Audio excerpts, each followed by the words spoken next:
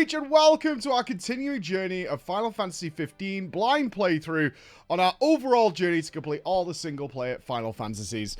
And now we're in the end game. We are there. Now, notoriously, our FF12 playthrough was marred heavily because the story and the protagonist, Mr. Vaan, was not very good. Actually, one of the most wishy-washy blank canvases ever put on by the Squeenix team. And I was like, okay, the story's finished. Are we done here? And then its end game turned out to be the best end game we've had in a Final Fantasy game yet. So I was very curious as to what they'd done here, because over our journey, we've talked so heavily about how Final Fantasy 15 wants everything. It wants everything. It's the ultimate Final Fantasy, and the scope got so big that it ends up in a big cluster mess, certainly in the latter half. So kind of curious what they had in mind here, but it was glorious. So happy was I to have returned to the Regalia and been out in the open world once again, and Pink Thunder, our glorious Chocobo, was once again at our side. Oh, so good. First things first then. Where do we start? And that's always a difficult thing with the endgame, is you've got so many choices. We've got a mountain of side quests in our log. We've got hunts that we're nearly doing, the big ones, I think. So it's like, where do we go? But my first thought was, let's go to Hammerhead and just turn in all the upgrade weapons quests, because I had a bunch of them in my quest log. I was like, I just need to get rid of these things, because it looks like I've got loads to do, and I just need to talk to Sid and have a sleep, essentially, in order to move that forward. So I did that. But while I was there, Cindy had new quests for me, and then I checked the map, and I noticed that a number of quests had popped up on the map. I was like, ooh, endgame stuff. That's pretty cool. So, talking to Cindy, I had a bunch of car upgrades that I had collected, but been unable to turn in because I'd been railroaded on the story, which didn't really want me to get off that railroad in any real way. So, I just turned in a back-to-back bunch of quests that supercharged the car, added a bumper to it, all this kind of stuff, and turned it into a goddamn monster truck. I was like, what? What the hell is this? I know about the flying car because of my history of Final Fantasy 14, and that's what I was expecting to get, but no. I got a giant off-road monster truck, but getting there was a journey. The quest was to get some tires. I was like, that's okay. So I went and found these giant tires. I'm like, this is odd. This looks like monster truck tires, and I didn't know there was a monster truck. Got the monster truck. Came back, I was pretty happy, and then she said, you know what you really need? And I was like, what is it, Cindy? And she's like, you need some big headlights. I'm like, big headlights? Okay, that makes logical sense, so I imagine that allows you to freely drive the car at night, because the demons stay away from light. So I was like, well, that's okay. Although at this point in the game, I can fast travel to most places, so driving at night isn't a super big deal. But still, I want the flying car, obviously. So I imagine this is a quest chain that ultimately leads to the flying car. Always a problem when you have a little bit of information is you're expecting certain things, right? You fill in the blanks with your imagination. So I'm imagine, oh, I get every car upgrade, and then probably the last one is to get the flying car. That's not the case, as I found out later, but doesn't matter. So I was off to find the headlights. In doing so, I ended up in a dungeon. I was like, wow, okay, we found a dungeon, more royal arms. This is going to be cool. Now, apparently, some people spent hours in this dungeon and hated it. I did not have that issue. It's a maze, and it is a vertical maze, which really can get a little disorientating, is what we'll say. But I'm typically okay with mazes for the most part, and I do recognize and I'm a bit more methodical about eliminating the areas we've been to. And it's a maze with no clues as to what you're supposed to do, and that's all right.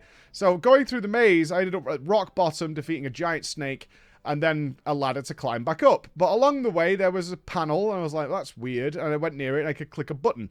I then saw on the map there was something with 4 keys, and one of the keys had now grayed out, because I clicked a panel, and there was a tick over the panel on the map. And I'm like, okay, we have to find 4 panels to open some door. Makes sense, very gamey, not a big deal. So proceeded to route around. And through being methodical about the areas we've been to and not been to, I found them probably within about 45 minutes. So not a big deal. That was fine. And actually kind of a fun dungeon. Nice enemies, weak to certain things, but relatively high level. Tons of experience, etc., etc., and some nice loots along the way. So ended up opening the door and fighting the big boss at the bottom, which then revealed another path leading to probably Royal Arms, and a door that is locked. This is the second time we have found a locked door.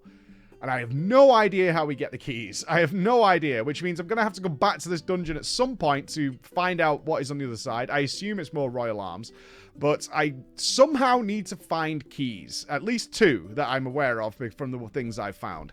So I was like, okay, that's cool. Came back out, went back to Hammerhead to turn the headlights in, when suddenly I got a hunt to go to that dungeon and kill the boss I just killed, which is always so frustrating because you're like, hey, you would like it certainly in RPG terms, and a lot of RPGs do this. Is like you go, hey, I already have the meat or whatever of that thing. I've already done it, but not in this game. It's like, no, you need to go back. But considering I have to go back anyway, not a big deal. So I gave the headlights in, which was cool, and got to do a little track race with the monster truck in order to upgrade its bumper. Again, I think that's what it was. A ramming speed bumper or some sort of tuning efficiency, whatever. And then the quest stopped. I was like, oh, crap. This is not how you get the flying car. Or I have to do something else to unlock it. Again, that expectation because I had a little bit of information. So I was like, okay, well, what do we do now?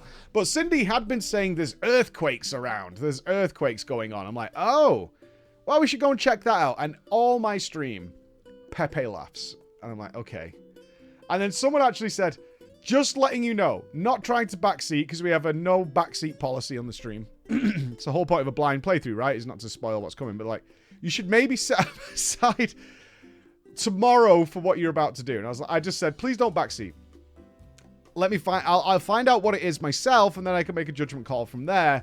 But it was definitely a warning that something bad was coming. Because for the first time ever, everybody I'd kind of met in the game gathered because of this situation. And it said, interestingly, 12 out of 14 have arrived. I'm like, who are the other 2? There's people I haven't met yet. That's interesting. Okay. So that's, again, another pointer. There's still much exploration to be done. I'm like, all right. And I said, oh, there's an earthquake going on out in the plains. You should go and investigate it. It's like, all right, that sounds pretty good. So rock out there on Pink Thunder. I'll admit, the reveal of the mountain turtle was both shocking, scary, and also, really?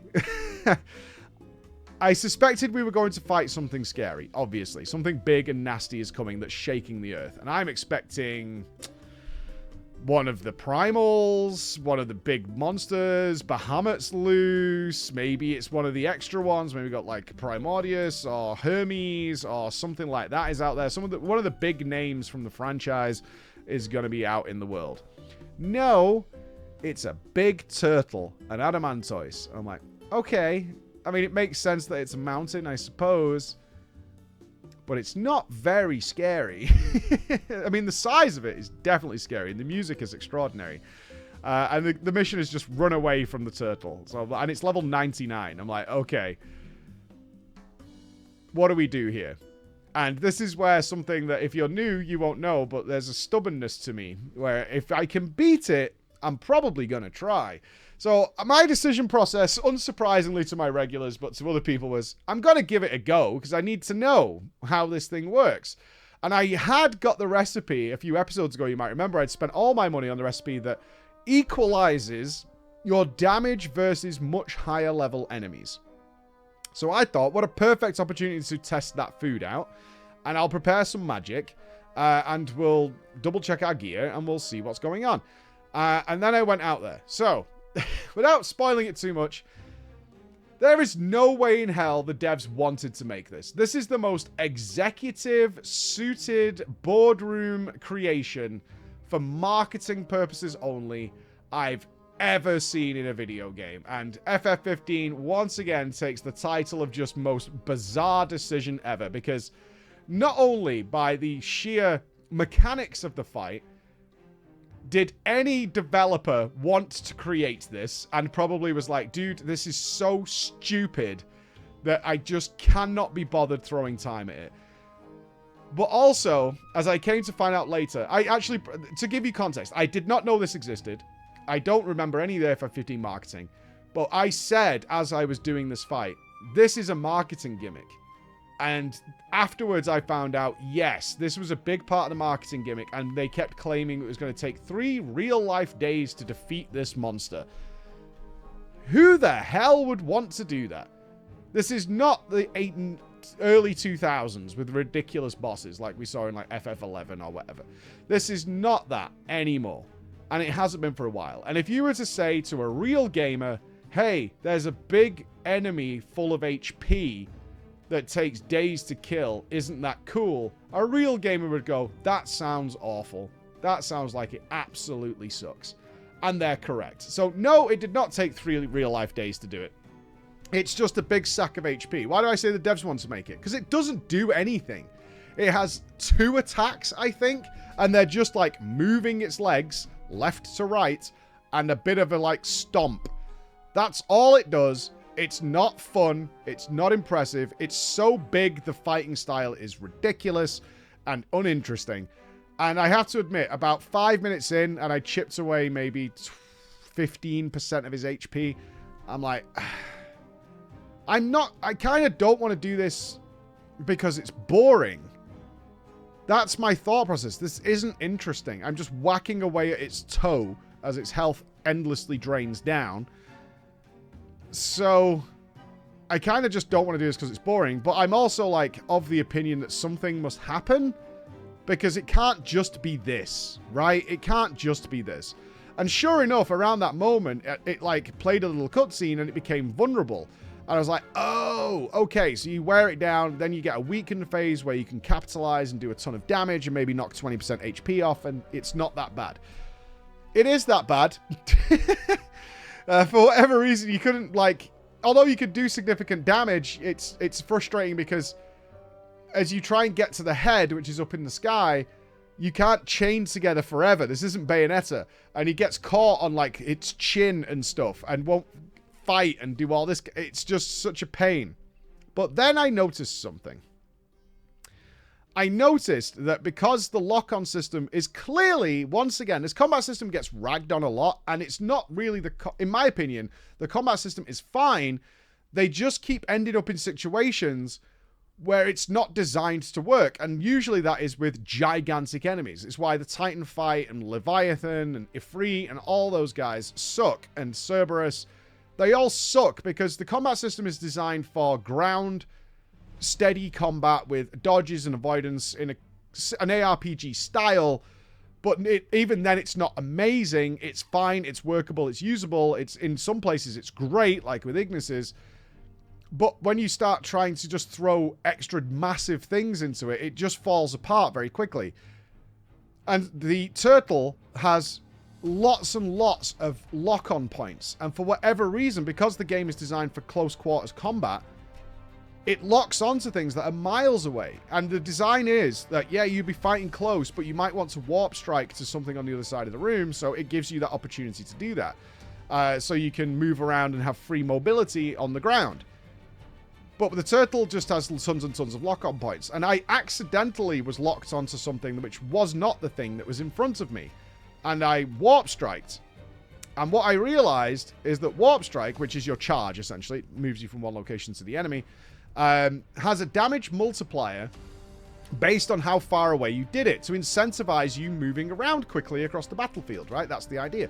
But the turtle is so massive that it prevents Nupss from being able to get through the body.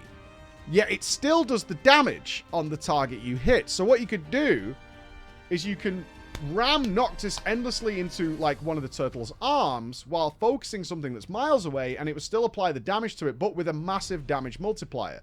Anywhere from 5x to 7x, which at those levels does the damage cap of 9999. If you can keep it in a sweet spot, it will keep hitting that or be close to it.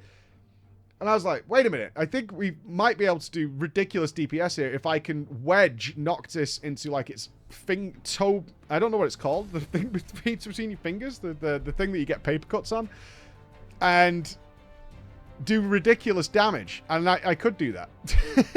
So after a couple of minutes of this, I was like, wait a minute, I think there's something in the talent tree that actually boosts warp strike damage. Sure enough, there was.